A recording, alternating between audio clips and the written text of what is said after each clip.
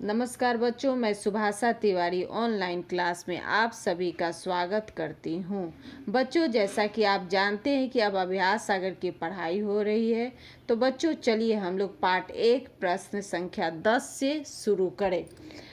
आप संयुक्त अक्षर और हलंत वाले शब्दों से भली भांति परिचित हैं। निम्नलिखित शब्दों को दोनों तरीकों से लिखिए। तो बच्चों, सबसे पहले हम लोग संयुक्त अक्षर और हलंत क्या है, इसके पहले हम लोग ध्यान दें कि संयुक्त अक्षर किसे कहते हैं। बच्चों, संयुक्त अक्षर दो या दो से अधिक व्यंजनों के मेल से बनते हैं।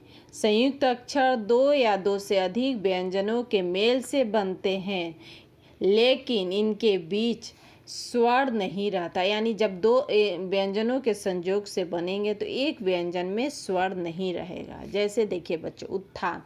तो उत्थान यहाँ शब्द त थ संयुक्त है। त के नीचे हलंत, त के नीचे त देखिए पूर्ण स्वर नहीं है, आधा है।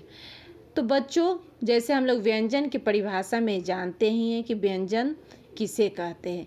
व्यंजन हम उसे कहते हैं जो स्वर के सहायता से जिस वर्ण को बोला जाता है उसे व्यंजन कहते हैं। जैसे क और अ का संयोग है, लेकिन जिस व्यंजन में स्वर नहीं मिला रहता है उसे आधा व्यंजन कहते हैं। ये देखिए, त थ में त में स्वर नहीं मिला है। अब दूसरा एक उदाहरण देखिए, इत्यादि।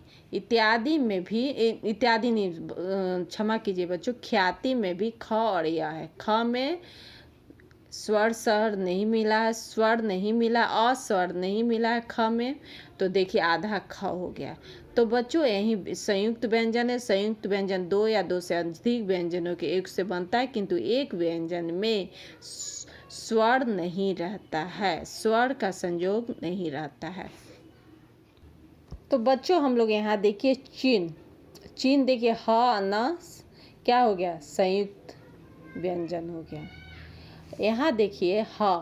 बच्चों, हम लोग जानते हैं जब ह को पूर्ण रूप में लिखेंगे लेकिन वह स्वर नहीं रहेगा, आधा व्यंजन रहेगा। जब पूरा ह लिखेंगे या पूरा क लिखेंगे, आधा व्यंजन को पूरा लिखेंगे हम लिपि में, तो ह के नीचे हलंत दे दिए। किसी भी वर्ण के व्यंजन के नीचे हलंत। देखिए यहाँ पर ह आधा है, स्वर मिला हुआ नहीं है, तो इसलिए यहाँ ह के नीचे हलंत हो गया। अब दूसरा देखिए, ब्रह्म। ह म का संयुक्त व्यंजन है और यहाँ देखिए ब्र, ह के नीचे हलंत हो गया म। इसी तरह देखिए गड्ढा में ड और ढ संयुक्त व्यंजन है। यहाँ देखिए ड के नीचे हलंत हो गया, गड्ढा। मिट्टी में ट ट दोनों संयुक्त एक संयुक्त व्यंजन। यहाँ ट के देखिए, यहाँ मिट्टी देखिए त के नीचे हलंत है, यहाँ दोनों संयुक्त व्यंजन। विद्यालय, द के नीचे हलंत है, आले बन गया शब्द विद्यालय।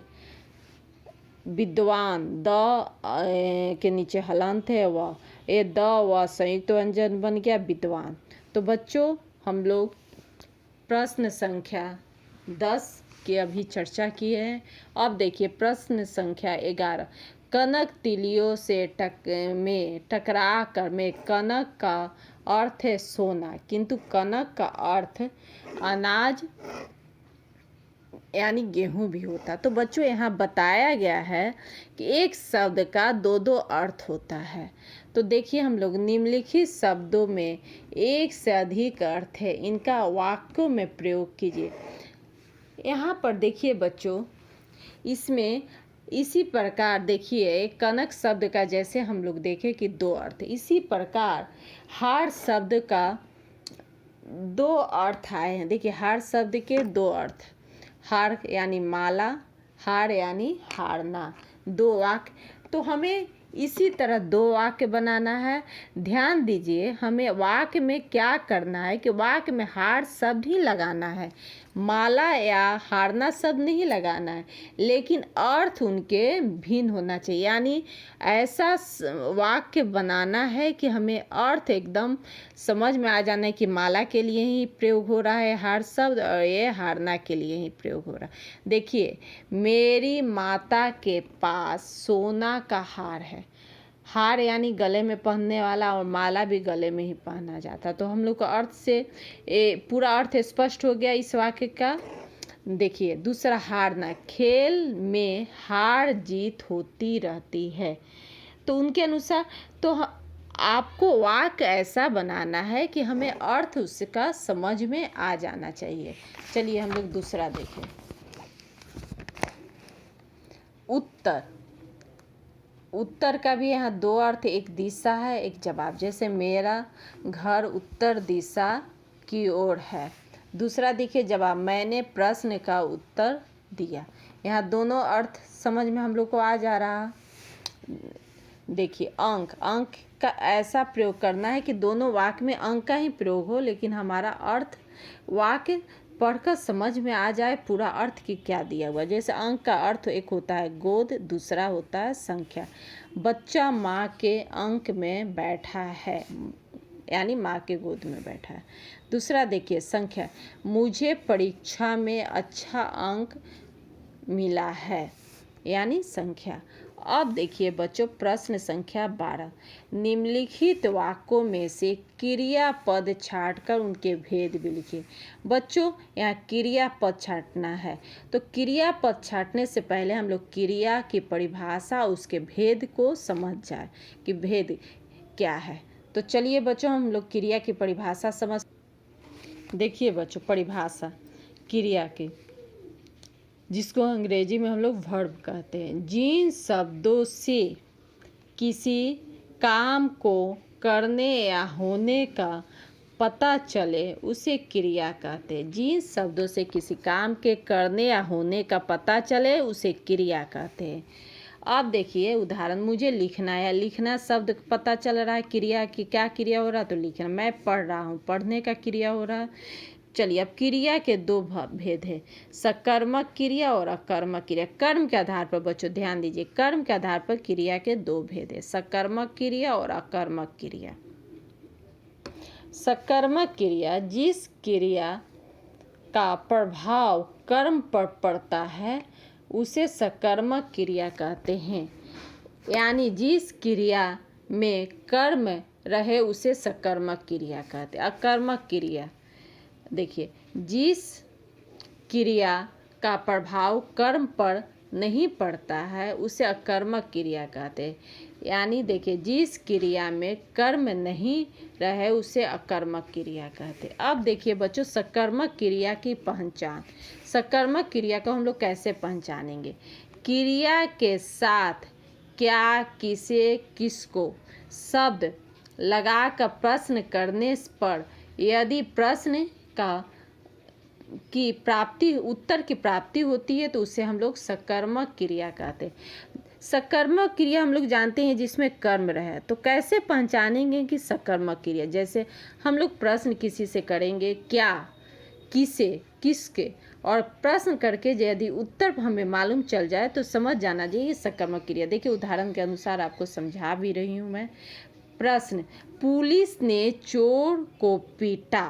पहले ट्रिक में बताए थे क्या, किसको, तो क्या, किसे और किसको। तो देखिए प्रश्न किसे, किसको पीटा, किसे पीटा या किसको पीटा, तो उत्तर चोर को पीटा। तो चोर क्या है? कर्म है। किसको पीटा जा रहा, मार किसको लग रही है, पिटाई किसकी हो रही है? चोर की। तो यहाँ चोर क्या है? कर्म है। दूसरा देखिए प्रश्न, पुस्तक पढ़ रही कौन? हाँ नेहा पुस्तक पढ़ रही है। क्या पढ़ रही है? तो पुस्तक। पुस्तक यहाँ कर्म। तो क्या, किसे और किसको प्रश्न किया जाए और उत्तर उस वाक्य में मिल जाए तो समझ जाना चाहिए कि एक सकर्मक क्रिया है। दूसरा देखिए अकर्मक क्रिया की पहचान। प्रश्न करने पर यदि उत्तर कर्ता की प्राप्ति होती है तो उसे भी अकर्मक क्रिया। जैसे प्रश्न किया जाए उत्तर में कर्ता की प्राप्ति, माने कर्ता ही उत्तर मिले तो अकर्मक क्रिया समझिए। जैसे बच्चा सो गया, क्या सो गया? तो बच्चा सो गया। तो यह अकर्मक क्रिया है। बच्चों हम लोग यहाँ पर सकर्मक अकर्मक क्रिया भी आप लोग को मैंने बताया कि कैसे सकर्मक क्रिया अकर्मक। इस वाक्य में देखिए, धोबी ने कपड़े धोए। धोबी क्रिया कर रहा, धोने का काम कौन कर रहा? धोबी। तो धोबी यहाँ क्या है? कर्ता। कर्ता किसे कहते? जो काम करता है, क्रिया करता। धोबी कर्ता हो गया। धोए क्या हो गया? क्रिया। धोए भर्व, क्रिया हो गया। और कपड़े क्या, किसको धोया जा रहा था? कपड़े। तो कपड़े यहाँ क्या हो गया? कर्म हो गया। तो इस वाक्य में कर्म है। तो कर्म रहने से हम लोग क्या होगा? देखिए, क्रिया पद में तो धोए है, और कर्म रहने से यहाँ सकर्मक हो गया, क्योंकि हम परिभाषा में पहले ही आप लोग को बताए, जिस क्रिया में कर्म रहे उसे सकर्मक क्रिया कहते। दूसरा देखिए, घोड़े दौड़ रहे हैं। दौड़ना क्रिया पद है। देखिए बच्चों, घोड़े क्या है? कौन दौड़ रहा है? घोड़ा। तो घोड़ा यहाँ कर्ता हो गया, जिसे अंग्रेजी में हम लोग सब्जेक्ट कहते हैं। दौड़ रहे हैं, दौड़ क्रिया हो गया। कर्म है उसमें बच्चों? कर्म है? नहीं है। तो कौन सा क्रिया होगा? अकर्मक।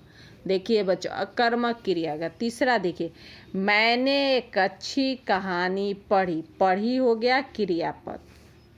मैंने एक अच्छी कहानी पढ़ी। मैंने, कौन पढ़ रहा? तो मैं सब्जेक्ट हूँ, करता हूँ। और दूसरा देखिए, एक अच्छी कहानी, पढ़ना क्या हो गया? क्रिया हो गया। क्या पढ़ा जा रहा है बच्चों? कहानी पढ़ा जा रहा है। तो कहानी, इसमें कर्म आ रहा है ना, ऑब्जेक्ट है ना, जिसको अंग्रेजी में कर्म को हम लोग क्या बोलते हैं? ऑब्जेक्ट बोलते हैं। तो देखिए, सकर्मक हो गया। उसके देखिए, पंडित जी ने फूल और प्रसाद बांटे। क्रियापद। क्रिया क्या है बच्चों? बांटना, बांटे। कौन बांट रहा है? कर्ता कौन है? पंडित जी। और कर्म की क्या चीज बांट रहे हैं? तो फूल। कर्म हो गया। तो इसमें कर्म है ना बच्चों? तो कर्म होने से क्या होगा? सकर्मक। अचानक आंधी आई। आई क्या है बच्चों? देखिए, अचानक अव्यय है। अव्यय, जो शब्द लिंग वचन कर्ता के अनुसार कोई परिवर्तन नहीं होता, उसे अव्यय कहते हैं। तो अव्यय हुआ अचानक। आंधी। आंधी संज्ञा और क्या है यहाँ?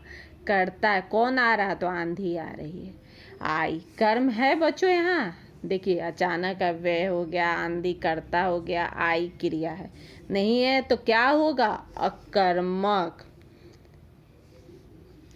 बच्चों 13 नंबर आप लोग खुद कीजिए। एक अनुच्छेद लिखना है, जिसमें कई बार मनुष्य जीवन के लक्ष्य निर्धारित करने के साथ किसी को अपना आदर्श भी मानता है, जिसके आदर्श और सिद्धांतों को प्रेरित होकर वो जैसा बनना चाहता है। दिए गए संकेतों के आधार पर आदर्श या प्रेरक व्यक्ति के शब्दों में एक अनुच्छेद लिखिए। अनुच्छेद में प्रस्तावना, आदर्श व्यक्ति का नाम, आचरण और व्यवहार, उपलब्धि और उपसंहार लिखना। तो बच्चों, ये पाठ 1 मैंने आज पूर्णता की ओर समाप्त कर दिए, पूर्ण कर दिए। तो बच्चों, आप लोग को समझ में आया है कि नहीं, वो तो आपके प्रश्न उत्तर के माध्यम से ही मुझे मालूम चलेगा। तो बच्चों, आप लोग फटाफट इसे भरकर या मुझे कंप्लीट कर, पूर्ण कर